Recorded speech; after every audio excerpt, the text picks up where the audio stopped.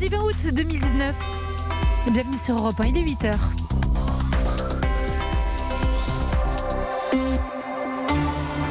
Un journal complet de la rédaction d'Europe 1, Sébastien Krebs. Merci de nous rejoindre encore ce matin. Théo Manval pour l'info. Bonjour Théo. Bonjour Sébastien, bonjour à tous. À la une ce matin. Un dispositif de sécurité jamais vu. 10 000 membres des forces de l'ordre seront mobilisés autour du G7 à Biarritz. Christophe Castaner doit faire le détail sur place cet après-midi. 3 millions de familles l'attendent. L'allocation de rentrée scolaire sera versée à partir d'aujourd'hui, particulièrement attendue par les parents d'ados, notamment avant la rentrée au lycée. Dans ce journal également, cette nouvelle vidéo choc de l'association L214 qui dénonce l'élevage intensif des lapins dans l'Hexagone. Des sangliers qui prolifèrent jusque dans les rues de Berlin à cause du réchauffement climatique. On réfléchit, tenez-vous bien, à les chasser à l'arc. Et puis cinéma, le festival du film francophone d'Angoulême ouvre ses portes ce soir. Après le journal L'éclairage international de Didier François, Donald Trump négocie une sortie d'Afghanistan avec les talibans. 8h15, la politique, comment reconstruire la droite, quelle place pour la nouvelle génération chez les Républicains. Je reçois le député du Pas-de-Calais, Pierre-Henri Dumont. Europe 1. Le terme XXL ne suffit même plus pour qualifier l'ampleur du dispositif de sécurité que Christophe Castaner s'apprête à détailler cet après-midi à Biarritz. Le ministre de l'Intérieur va annoncer la mobilisation d'au moins 10 000 policiers, gendarmes et militaires pour protéger la tenue du G7 qui s'ouvre samedi dans la station de la Côte Basque. Salomé Legrand. C'est l'aveu même d'un haut gradé. Difficile de faire plus large échantillon de forces publiques sur une même bande de territoire. Depuis l'armée de l'air jusqu'à la police secours, en passant par les services d'intervention comme le RAID ou le GIGN, tout le monde est sur zone, y compris la gendarmerie à cheval. Le plus gros des troupes réside dans les quelques 90 unités de forces mobiles, soit 6 000 CRS et gendarmes, pour qui hôtels, campings, mais également villages vacances environnants ont été réquisitionnés. Une mobilisation équivalente à certains samedis de gilets jaunes, mais concentrée sur une seule région. 3 matchs de Ligue 1 ont carrément été reportés pour libérer des effectifs. Unités auxquelles s'ajouteront les fameuses Braves, brigades de répression de l'action violente, très mobiles et réinventées cet hiver à Paris pendant les manifestations, mais surtout les 3 armées. Air, terre et mer, avec tout un arsenal, un dispositif anti-drone, des radars tactiques contre l'intrusion éventuelle de parapente ou ULM, des avions Rafale en alerte à Mont-de-Marsan, les hélicoptères de défense aérienne avec à leur bord des tireurs d'élite et même des missiles sol-air. La police espagnole est également mobilisée pour réaliser depuis hier des barrages filtrants à la frontière. Salomé Legrand du service police-justice d'Europe 1. Pendant ce temps, du côté d'Hendaye, les premiers militants anticapitalistes sont arrivés pour le contre-sommet qui doit débuter demain. Ils sont en train de monter leur campement et promettent un rassemblement pacifique. Claudia Bertram. Bienvenue au contre-sommet, peut-on lire en 4 langues à l'entrée du campement. Les militants arrivent au fur et à mesure, une fois sa tente plantée. Nicole vient prêter main forte pour tout installer. Ça peut être des panneaux, ça peut être aller mettre les panneaux en place pour que les gens ne se perdent pas, participer à nourrir les gens, installer des toilettes sèches, installer des douches solaires. Voilà, il y a tellement de choses à faire. Autour de l'espace central, un petit atelier pour bricoler, une zone cantine et un coin gilet jaune. Les militants comme Jean-Pierre veulent montrer qu'une autre société est possible. Un autre monde, plus juste, socialement, économiquement et une prise de conscience écologique. Un contre-sommet qui se veut ouvert et pacifique. Christine fait partie de l'une des plateformes organisatrices. C'est vraiment quelque chose de très solidaire qui se met en place. Nous, on a tout fait de façon à ce que ça soit fluide. On a mis des systèmes de bus en route. Dans Hendaye, on ira à pied. Il y a tout un système de vélos qui est mis en route pour encombrer le moins possible la ville d'Hendaye. Le camp de vie devrait être fin prêt d'ici demain pour l'ouverture officielle du contre-sommet. Urugne, Claudia Bertram, Europe 1. Europe 1, 8h04. L'autre grand titre ce matin, c'est le versement de l'allocation de rentrée scolaire lancé aujourd'hui pour 3 millions de familles. Pour les aider à faire face aux dépenses en fourniture, ça va de 368 € versés pour un enfant à partir de 6 ans jusqu'à 402 € pour les ados de 15 à 18 ans.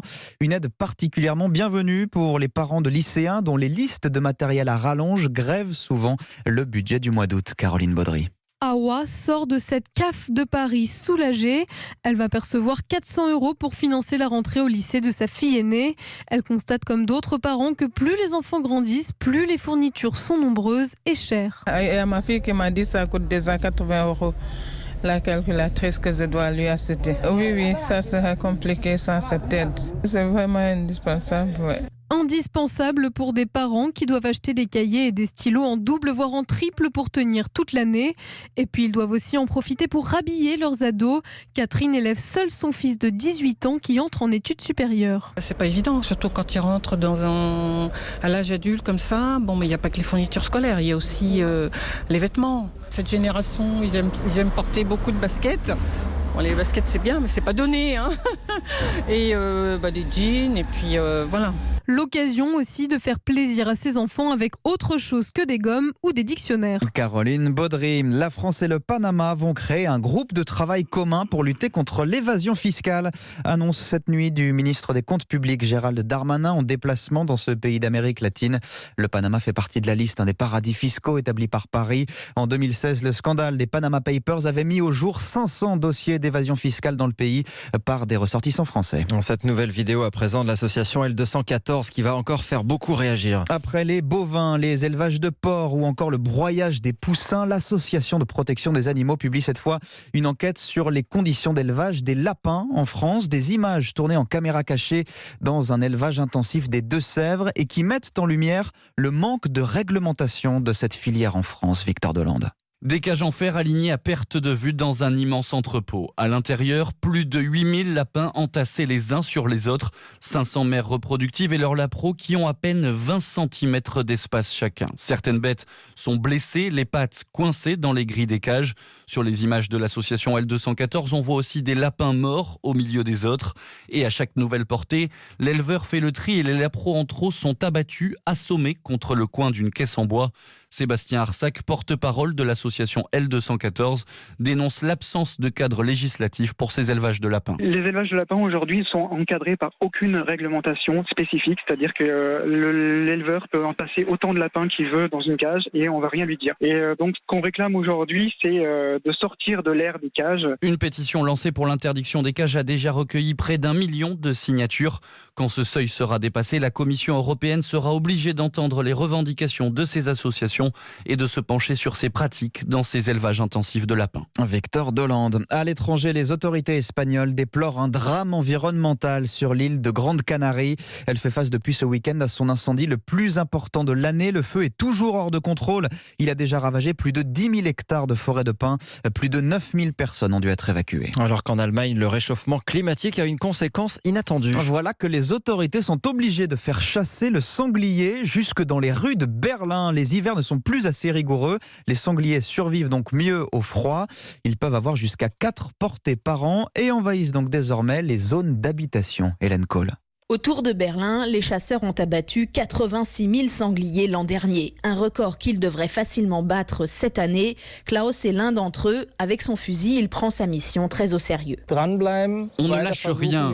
Il faut réduire la population afin que les maladies ne se répandent pas. Car les sangliers peuvent par exemple transmettre la peste porcine aux élevages de la région. Il faut les tenir éloignés. Alors Klaus a appris à chasser hors des forêts.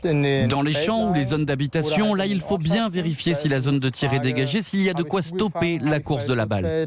La plupart du temps, le moindre coup de feu est impossible. Bernd est le maire d'une petite commune collée à Berlin, où les sangliers se promènent sur les trottoirs en pleine journée. Ils ne sont plus du tout farouches parce qu'ils savent que les chasseurs ne peuvent pas tirer au fusil dans les rues. Nous devons trouver une méthode pour qu'ils comprennent que l'être humain représente un danger, par exemple avec des arcs et des flèches. Il a déjà fait une demande officielle d'autorisation de chasse à l'arc sur sa commune et espère décrocher cet hiver le feu vert des autorités. Berlin, Hélène Cole, Europe 1. Londres se dit extrêmement préoccupé ce matin après l'arrestation par Pékin d'un employé du consulat britannique à Hong Kong. Un agent qui revenait dans le territoire autonome après un déplacement à Shenzhen de l'autre côté de la frontière. Par ailleurs, Twitter annonce avoir fait fermer des milliers de comptes ces derniers jours, toujours en Chine.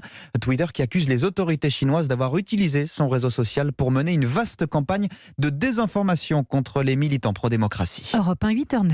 En France, acheter une voiture électrique continue de coûter cher malgré les aides gouvernementales. Un collectif de passionnés se bat pour faire accepter dans la loi un nouveau dispositif. Oui, ce qu'on appelle le rétrofit. C'est ce qui permet en fait de sauver un vieux modèle, souvent des voitures de collection, en remplaçant son moteur thermique par un moteur 100% électrique. Plusieurs de nos voisins, comme l'Allemagne ou les Pays-Bas, l'autorisent déjà dans leur législation, pas la France. Et dans un garage de Cassis, des férus de 2 chevaux veulent faire accepter leur système dans l'Hexagone. Stéphane Frangy. On connaissait la version originale, mais après modification, ce n'est plus du tout la même musique. On a démarré. Là, on a démarré. Derrière le volant, Joël Recovery, responsable qualité au Méhari Club de Cassis. On a tout le plaisir de rouler à bord de cette auto d'antan, cette auto mythique, sans avoir un bruit assourdissant. À l'exception de son moteur remplacé par un kit électrique, cette 2 chevaux jaune siglée James Bond 007 est 100% originale. C'est ce qu'on appelle du rétrofit. Il y a des formes de carrosserie qui malheureusement ne seront plus reproduites par les constructeurs et beaucoup sont attachés à ces formes-là. La forme de la 2 chevaux laisse personne indifférent. Surtout si un jour on tend vers une restriction des moteurs thermiques, si on peut garder l'enveloppe extérieure, peu importe la motorisation, on aura toujours autant de plaisir à emmener ces belles carrosseries sur les belles routes de France. Et le Méhari Club espère commercialiser son kit électrique aux alentours de 10 000 €, mais il faut auparavant un feu vert des autorités.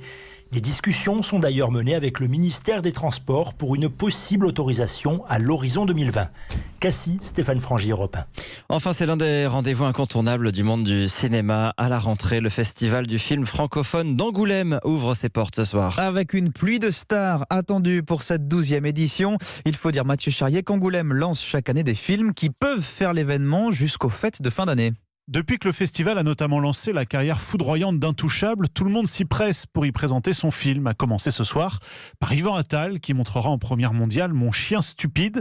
Il y joue Henri, écrivain en pleine crise de la cinquantaine. Sa libido est en berne, sa créativité aussi, il a mal au dos et se fait quitter par sa femme Charlotte Gainsbourg. L'occasion d'une introspection qui touche chacun d'entre nous, assure Dominique Besnéard, créateur et délégué général du festival. Ça parle d'un homme qui est en crise dans son couple, en crise dans l'inspiration, et on s'identifie. Voilà. Et les festivaliers qui découvriront également cette année le nouveau Cédric Clapige. 2 mois, Danny Boone sera là pour présenter Le Dindon, nouvelle comédie de Jalil Lesper. Pef dévoilera son Fame, porté par Gérard Depardieu. On attend également Cédric Kahn et sa fête de famille haute en couleur grâce à Catherine Deneuve, Emmanuel Berco ou Vincent McCain. Enfin, événement pour le soir de la clôture dimanche prochain avec la projection du Regard de Charles, documentaire réalisé à partir des vidéos personnelles de Charles Aznavour. Dominique Besnéard. C'est un film qui m'a donné des frissons parce que tout d'un coup, c'est toute une vie.